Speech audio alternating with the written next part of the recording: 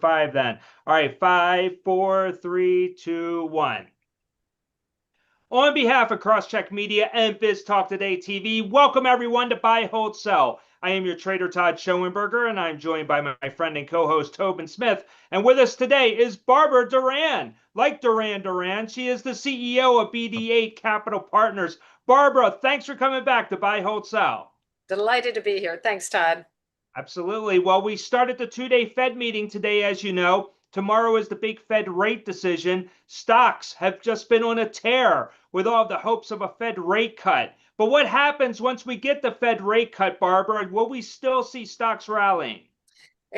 Todd, I think it's a very timely question, but I think it really depends a lot on what Powell says and all the color commentary, because some people do feel that we don't really need to cut rates. I mean, yes, the labor market is slowing, but unemployment has crept up a little bit, but you're still seeing full employment. You just saw the retail number this morning. It was better than expected by almost 3 times. So people are still spending, even with higher prices feeding in through some of the tariffs. So people are, the economy looks good. It's down at a 1.5% growth. Maybe it'll be 1.5% next year, but there's really not big signs of trouble, just a slowing labor. You're not seeing big layoffs. So I think a lot depends on what Chair Powell says, because right now the market is discounting or expecting 3 rate cuts this year of about 25 bips each. I mean, Wednesday, looks like a sure thing. It was about 100% probability. And then October, probably 80% probability, then December. But we'll see. We've got a lot of CPI, PPI, payroll numbers to come in the meantime. So I think a lot depends on what Powell says. Barbara, it was Wall Street Journal today was talking about something I've talked about for a long time, which is how crappy the surveys are and how the response that they get on surveys are. How do we make these earth-shattering decisions when the surveys are, from the marketing 101 world, that are not getting people to respond, number one. And so number two, we know there's going to be revisions, so you can't even take the first stab at it. To me, I was in DC a long time. That's a really big building down there. And that meeting room they have, I would love to be in there today. Because I think if I was on that board, I would be saying, hey, wait a minute. Whatever number we say it is, I'm taking it down 10% just because. Yeah. Am I overdoing it?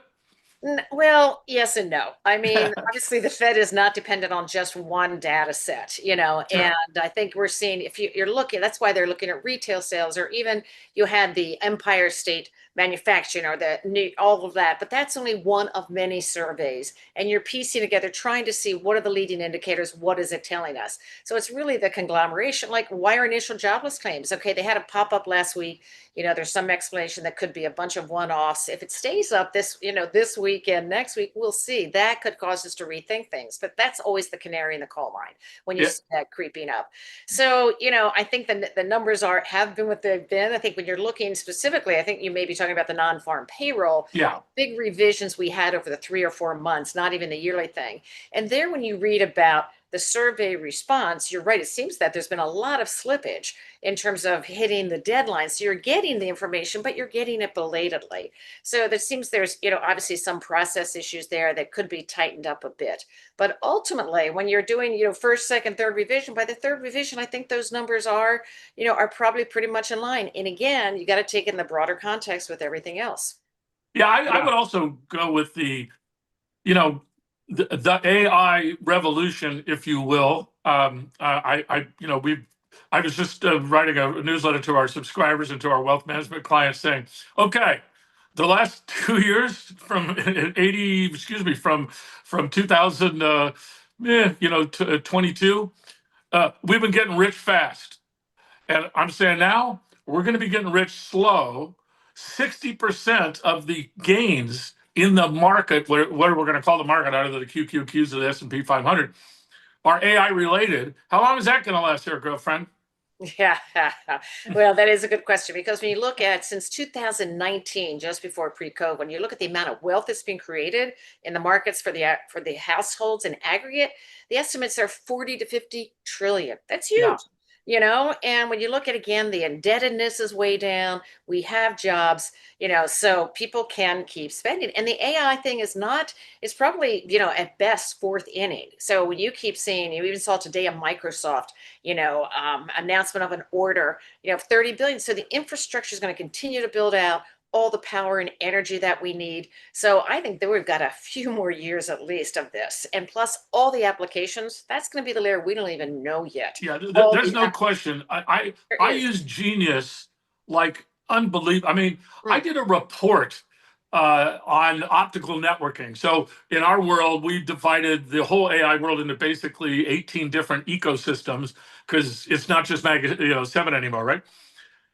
I've learned how to prompt. Have you doing some prompting learning? I learned how to prompt better on Genius, and I Yeah. get reports, Barbara, that I couldn't hire someone to do as well and as thorough and as well,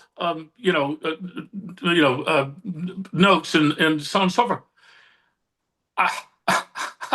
What if you got out of college now and had $200,000 of debt and were promised to go to Goldman Sachs and be a junior research assistant?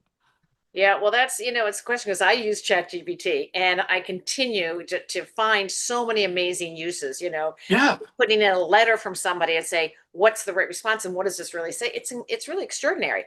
And, and we may be a little bit more advanced. I mean, friends I talk to don't use it yet. And you're seeing this also in corporations, they're still really examining how do we use it? You're seeing this in the sovereigns, but in terms of jobs, I mean, we've had these questions all along, look back to the horse and buggy era when people came off the farm. Todd What are knows we going about to do? that. You Yeah, and I what are we don't, going to do? but It's going to Todd. displace, all these things. And yes, it does displace, but somehow things evolve and there's other opportunities that develop along with it. So, we'll just have to see. But right now it looks like, the productivity increases. It's hard to measure, but it looks like it's already happening. But you're seeing all these surveys recently where people are saying, well, I don't see the ROI yet. Well, I think they will. I think it's a bit early to be looking. You know what I found, Barbara, is that Yeah. the same people bitching and moaning about ROI were the same people who are bitching and moaning about the internet. The same people who are bitching about, other. It's the person was born on the wrong side of the bed, and, and they don't see the future. They react to today, and I think they're just so left brained that they can't get the right brain to kick in and look forward. I would say again, 18 different ecosystems, and I think what we're seeing is okay. The Mag 7, blah blah blah, but go the second derivative, the third derivative, all the way down that road. There are. I mean, how about that Oracle number? Was that just mind-boggling? Yeah, it blew everybody away because, Oracle has done what IBM did. A lot of these the so-called stodgy companies or Microsoft did.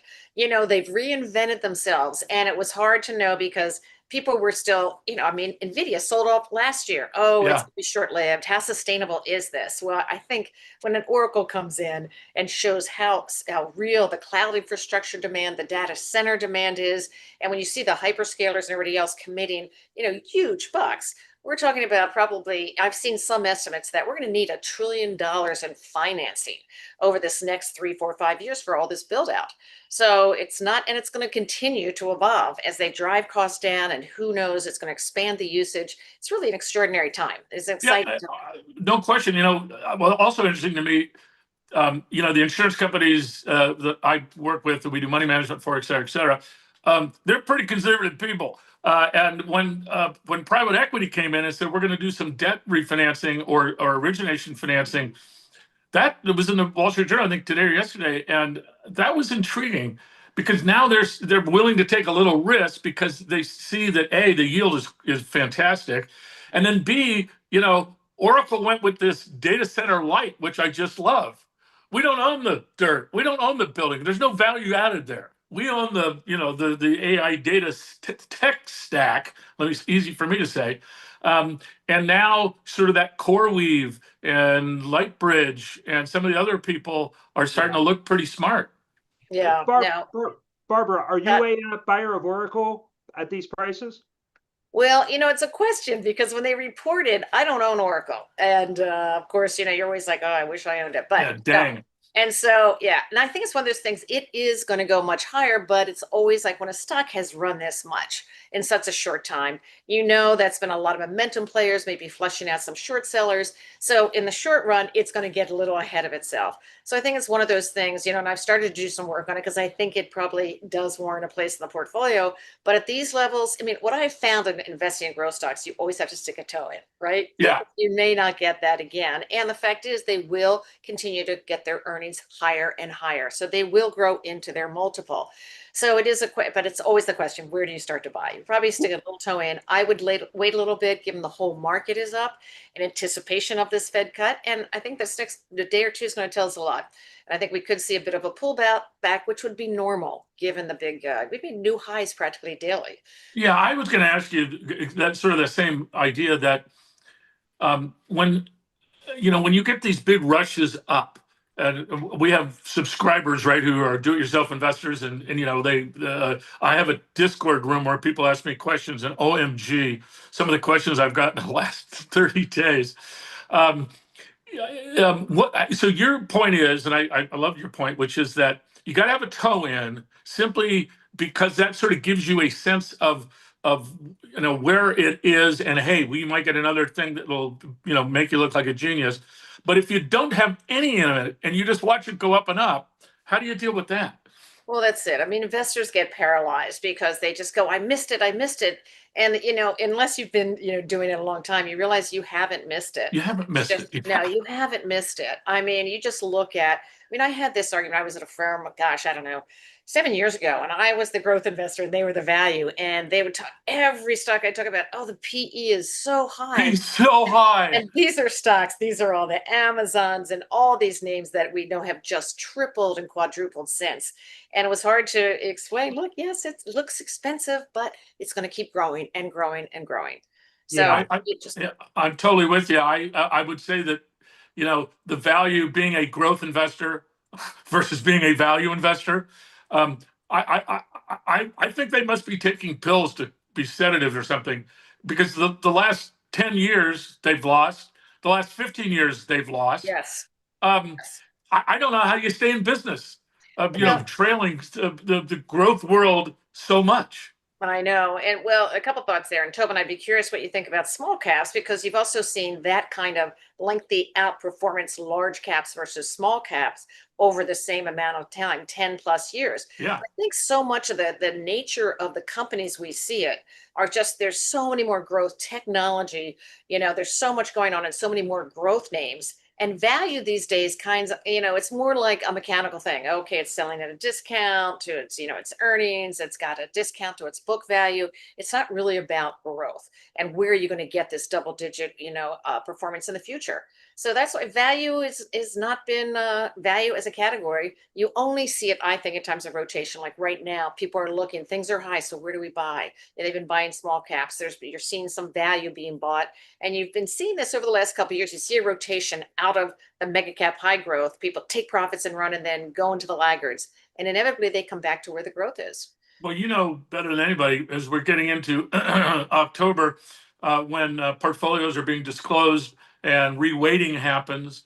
I'm very intrigued by that, simply because I think the companies that we invest in growth have better business models than the old companies. Their business models are one incremental dollar falls 94% to the bottom line. An incremental dollar, if you're selling shoes in Mongolia, it doesn't happen that way.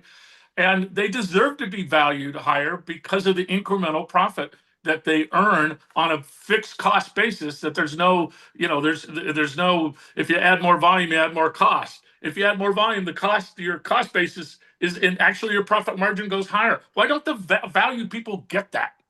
I know. It's this asset, light model. Or look at Meta and what they're doing. They just keep reinventing themselves, and they have been the AI. You can see the impact it's having, not only in their revenue growth, but on their bottom line. They are not only increasing their users, which is extraordinary, but they're deepening the engagement. giving better targeting for advertising. Of course, that's where they make most of their money. And yet they have other things they're in the midst of monetizing, whether it's WhatsApp or other different things. So and even look at Alphabet, Yeah, all I the was going to things say they're Alphabet's doing. my new favorite stock. Yeah, it's very interesting, particularly since we got rid of that regulatory overhang. And to Yeah. that judge's credit, who said, look, we don't know. Change is happening so fast. We can't predict it. And he really, I think, did the right thing, because by the time they would make them divest all this stuff, it's moved on and they've lost share in all the AI competition.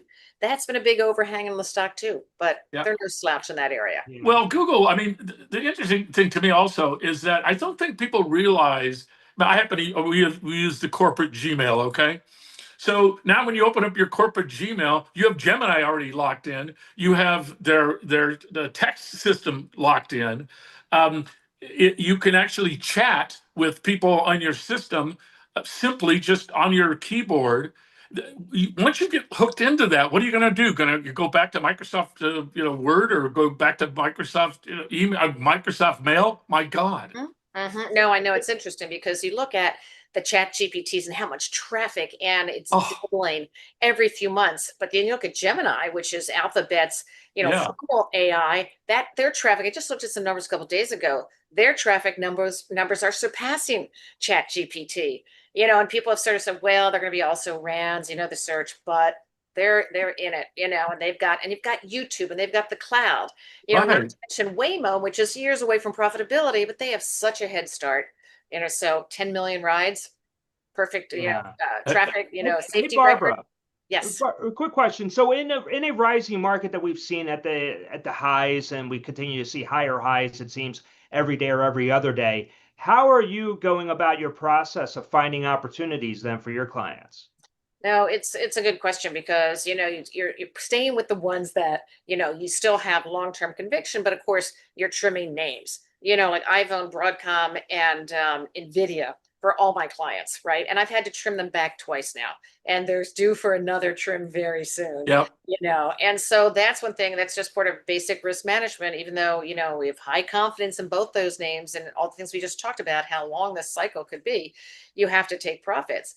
And so, and trim it back to a manageable size. So it's really looking at, I look at some of the newer areas and all the things that are happening in AI, whether it's an app lovin, Oracle that I'm looking at here. And plus, even in fintech, which I think is a bit Yeah. hard because in terms of, where the winners are going to be, and that thing, and even crypto with stable coins. I'm doing a lot of work there because I've been studying the crypto space for a while, and I've not been a believer in Bitcoin, in terms of its basic. I think you're pretty well on the record being. I am. Yeah. Of course, a lot of people have made money that I haven't, but the stable coin changes everything. Yeah. And it's really trying to understand, what that's going to mean for all the established players. If it's going to be a substitute for them or it's going to be something they adopt. But it's a big deal. It's a very big deal. Well, I was interested. You have these networks, the Visa network, the MasterCard network, so on and so forth. I would love to have my Circle card that instead of using my debit card, I just hit that into the system. But are they going to allow me to use my Circle card, my coin that's backed by the word I'm looking for here is the card that's backed by this system? Will MasterCard let me do that, or are they going to say, "Hey, no, you can't be using that stable coin on our network"? Well, it's going to be interesting because I think if they don't, figure out a way, they're going to be obsolete, in some. Yeah. So, and I think these players know that. The big banks know that. And I think everybody's studying it and figuring out how are we going to make this work and how do we not, become a dinosaur? How do we not become, do you remember Quotrons early in business? They were it. And yet Only you and I do. I don't think Todd's old enough. But it's true. Who knows Quotrons? We used to share one on the trading floor. Right. You have your own. So I think they're going to have to do that. But Todd, in answer, continuing the answer to on where you look, obviously the interest rate sensitives, if you believe we are at the start of an easing cycle.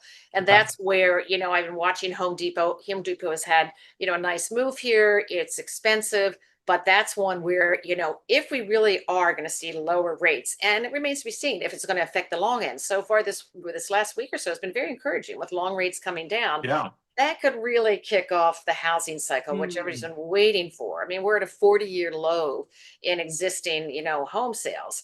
And so that could really jumpstart things. And a name like, Home Depot and even Lowe's has caught up, with Home Depot when you look at their stock performance this last Yeah. 5 years. But, Home Depot is the leading shareholder at just 17%. They're gaining share. And if this interest rates continue to come down, it's going to really benefit them, and you'll see sales go up, margins go up, and so this would be a good play. Are you basing Home Depot on the selling to the contractors, to the builders, et cetera, as opposed to the retail?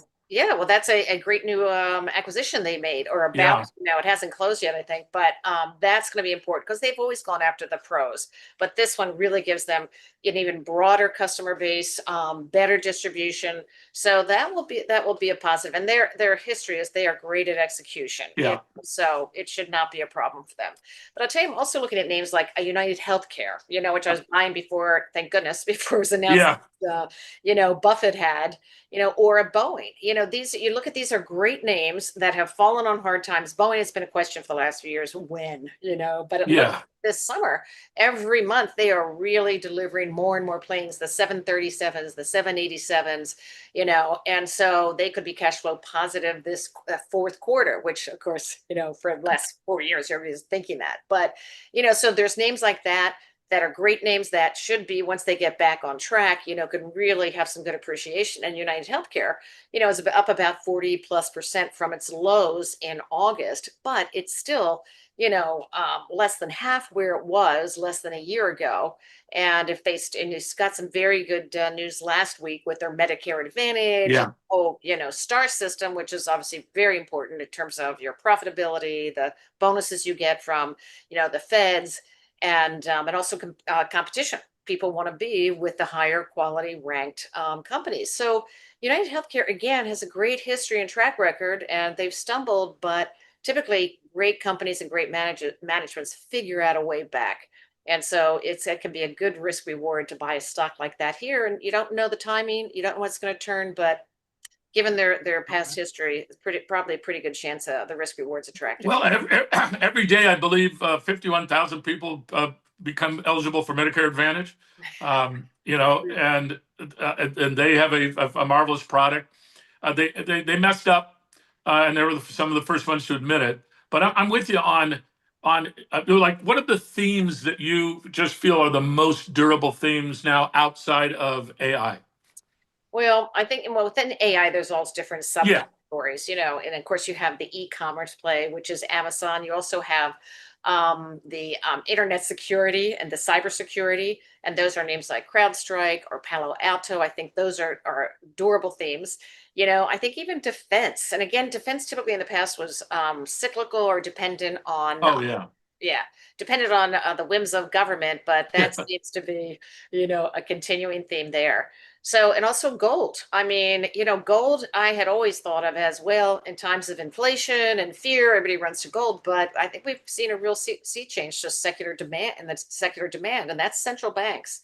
And I think, you have been seeing, there's two things that have been happening.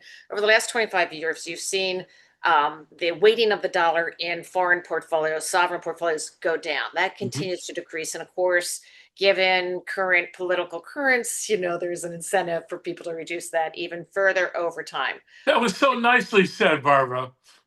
I mean, maybe politics should be your next move.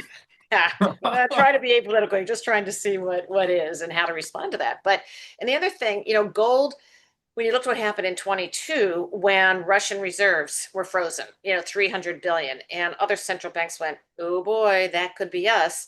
And countries like India or China have less than 10% of the reserves in gold. So you've seen a lot of other countries buying gold. It's tangible. It can't be, it's yours. You can't politicize that or take it away. So I think that's a trend that's going to continue. And so I've been adding it to all portfolios and making it a core holding for those reasons. Yeah, we've been long not only gold, but I love the miners. So the GDXU is an ETF that's a 2x on the miners. And still today, the miners' actual proven reserves times the price of gold, they are still 30% less undervalued just based on their reserves. assuming that, you can actually pull that gold out of the ground, which they can. It's not like copper. It's not like, other things that are hard to get out of the ground.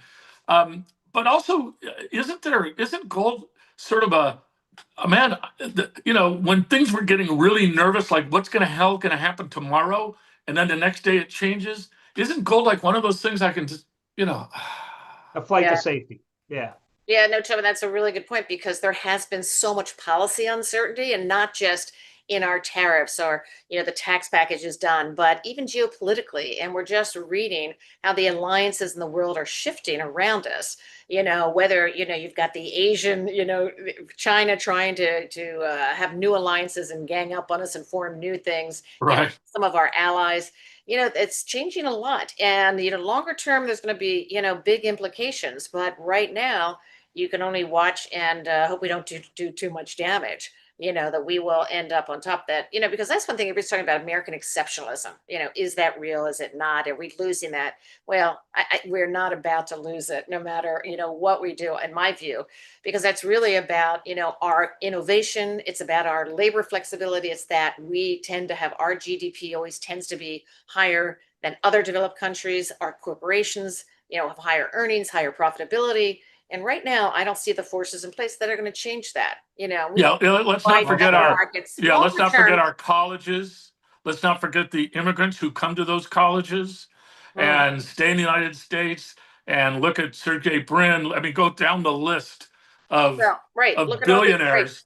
Who were either immigrants themselves or the children of immigrants. Yes. That hunger and that drive and to take advantage of the opportunities. The American dream, in my view, is still alive and well, and it may, feel that it's not for a certain segment of the country, but it's there. The opportunity is, if you want it, you can make it happen.